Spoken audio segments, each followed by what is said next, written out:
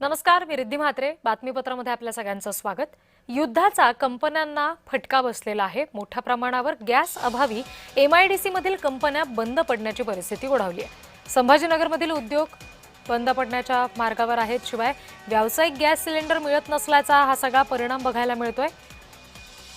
आखाती देशांमधल्या युद्धाची झळ आता आपल्या घरापर्यंत आलेली आहे.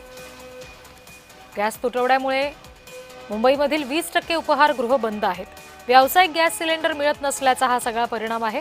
आखाती देशांमधील युद्धाची झळ आता आपल्या घरापर्यंत आली आहे. सिलेंडर बुकिंगची मुदत 21 वरून 25 दिवसांपर्यंत गेलेली आहे. साठेबाजी आणि काळा बाजार रोखण्यासाठी हा निर्णय घेतला गेलाय. युद्धाच्या भडक्यानं गॅस पाठोपाठ खाद्यतेल सुद्धा महाग झालेलं आहे. वाहतूक विस्कळीत झाल्यामुळे पुरवठ्यावर परिणाम झालाय. खाद्यतेलाच्या दरामध्ये वाढ झाल्यामुळे सर्वसामान्यांना फटका बसतोय.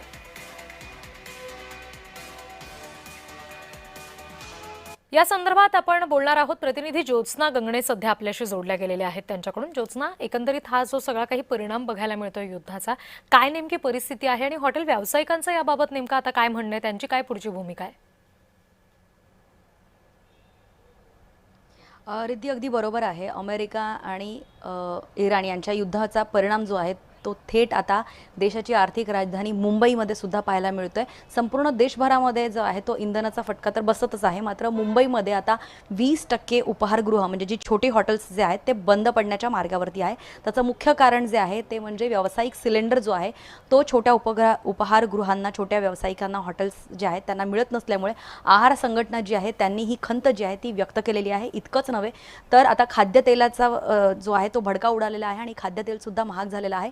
त्याचबरोबर जर आपण घरगुती सिलेंडर बघितलं तर घरगुती सिलेंडर बुकिंग करण्याची जी एक वेळ अवधी दिला होता तो 21 दिवसांचा होता. मात्र आता घरगुती सिलेंडर बुक केला तर 25 दिवसांची वाट पाहावी लागणार आहे.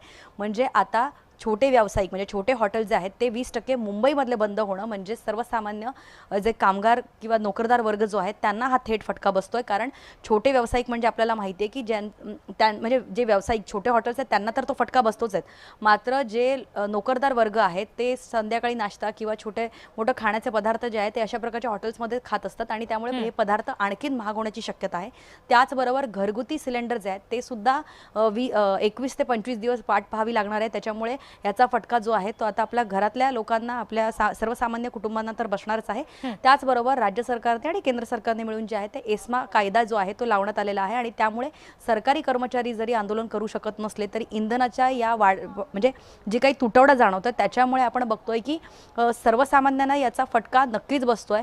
दुसरीकडे आपण आज JNPTच्या ठिकाणी सुद्धा बघितलं की जो काही आयात आणि निर्यात केला जाणार आहे, जे काही बासमती तांदूळ असू दे, ड्रायफ्रुट्स बाहेरच्या देशातून आपल्या देशामध्ये येणार असू दे किंवा इंधनाचा फटका बसल्यामुळे जे आहे ती वाहतूक सुद्धा खोळंबली जाणार आहे आणि त्यामुळे अनेक अन्नपदार्थ जे आहेत ते महाग होणार आहेत. खास करून जे फळं किंवा भाज्या अशा ज्या गोष्टी असतात त्या सडण्याची शक्यता असते. त्यांचा एक कालावधी असतो, त्या वेळेतच त्या जागोजागी त्यांच्या पोहोचल्या पाहिजेत.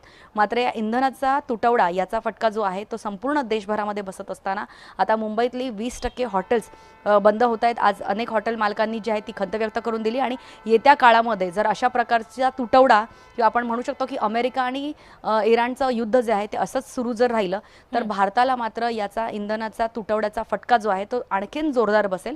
त्याचबरोबर आपण बघतोय की रशियाकडून जे आपण इथून पुढे जे काही इंधन घेणार आहे काही दिवसांसाठी ते सुद्धा पोहोचण्यासाठी, भारताकडे पोहोचण्यासाठी जो आहे तो आणखीन वेळ लागणार आहे. त्याच्यामुळे ही तरतूद जी आहे ती वेळीच करायला हवी होती असं सुद्धा विरोधकांनी आज अर्थसंकल्पीय अधिवेशनामध्ये त्यांनी म्हटलेलं आहे. आणि उद्या आहे आणि त्यातले दोन महत्त्वाचे मुद्दे हे आहेत की गॅस सिलेंडरच्या बुकिंग मध्ये जो वेटिंग पिरियड दाखवला जातोय 25 दिवसांपर्यंतचा तो, आणि दुसरा महत्त्वाचा मुद्दा म्हणजे खाद्यतेल महाग होणं. ह्या गोष्टी आता आणखी किती दिवस पुढे चालू राहू शकतात, याबाबत तज्ज्ञांचं नेमकं काय मत आहे? जर सध्याची स्थिती बघितली तर इराण विरुद्ध जे आहे ते अमेरिका हे युद्ध पेटलेलं आहे. याचा संपूर्ण परिणाम खास करून आशिया देशांमध्ये होत आहे. कारण वाहतूक जी आहे ती समुद्राद्वारे होत असते आणि इंधनाचे साठे अशा वेळेस एका देशातून दुसऱ्या देशात नेणं हे सुद्धा खूप रिस्की असतं आणि त्याच्यामुळे अनेक परवानग्या काढाव्या लागतात. अनेक देशांशी आपल्या देशाचे असलेले संबंध जे आहेत त्यानुसार हे ठरतं की आपल्याला इंधनाचा साठा किती दिवसात मिळेल आणि त्याचमुळे याचा फटका जो आहे तो थेट भारतातल्या प्रत्येक घराला, प्रत्येक व्यवसायाला बसणार आहे. मात्र आपण मुंबईसारखं शहर जर बघितलं तर मुंबईमध्ये मोठमोठे उद्योग चालू असतात आणि MIDCचे सुद्धा काही प्रकल्प किंवा MIDCचे सुद्धा काही प्रोग्राम्स जे आहेत ते याच्यामुळे ठप्प पडण्यात आलेले आहेत. JNPT जे मुंबईचं आहे ते सुद्धा आता सध्या ठप्प झालेलं आहे. येत्या काळामध्ये जरी 25 दिवसाचा अवधी घरगुती गॅस सिलेंडर मिळवण्यासाठी म्हणजे तो वेटिंग पिरियड जरी असला तरी व्यावसायिक जे छोटे व्यावसायिक आहेत त्यांची खंत पाहता येत्या आणखीन काही दिवसामध्ये 20% हा जो आकडा आहे म्हणजे छोटे हॉटेल्स बंद पडण्याचा जो आकडा आहे तो वाढू शकतो आणि पुढचे कमीत कमी 15 ते 20 दिवस जे आहेत ते आणखीन जिकरीचे जाण्याची शक्यता आहे. निश्चित. आणि त्याच्यामुळे आंतरराष्ट्रीय सर्वसामान्यांना या सगळ्याच्या बाजारपेठेमध्ये दृष्टीने विचार करायचा झाला तर दिलासा नेमका कधी मिळतो याची मात्र वाट बघावी लागणार आहे. ज्योत्स्ना, धन्यवाद या सगळ्या सविस्तर तपशिलांसाठी.